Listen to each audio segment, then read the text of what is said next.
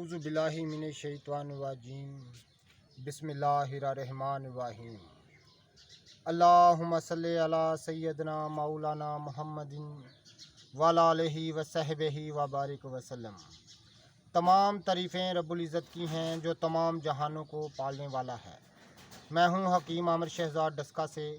नाज़रीन किराम, जड़ी बूटियों की सही शक्ल सूरत, उनके नाम, उनके फ़ायदे आपकी खिदमत में अर्ज़ करता हूँ। जितने भी मेरे दोस्त अहबाब चैनल पर नए हैं वो चैनल को सब्सक्राइब ज़रूर किया करें। नाज़रीन किराम, इस वक्त मैं आपको दिखा रहा हूँ पुदीना दश्ती। ये असल पुदीना दश्ती मैं आपको दिखा रहा हूँ। नाज़रीन किराम, मैदे की ख़राब तरीन हालतों में इसको इस्तेमाल किया जाता है।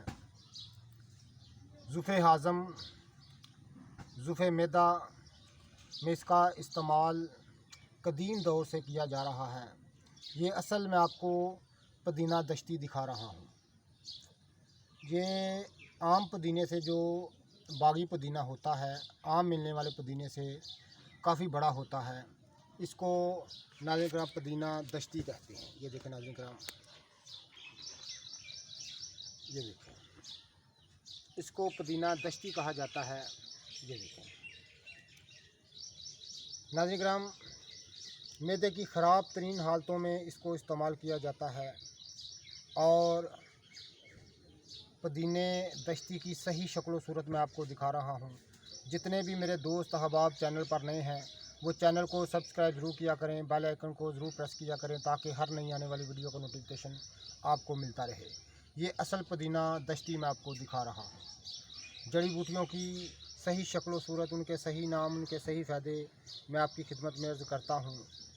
मैं हूँ हकीम आमिर शहज़ाद डस्का से। नाज़रीन किराम, असल पुदीना दश्ती मैं आपको दिखा रहा हूँ।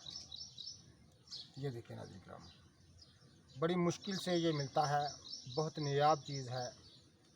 मैदे की ख़राब तरीन हालतों में इसको इस्तेमाल किया जाता है। इसकी बतौर चटनी इस्तेमाल की जाती है। इसको खुश्क करके इसका पाउडर इस्तेमाल किया जाता है और कई मरकब नुस्ख़ों में इसको इस्तेमाल किया जाता है।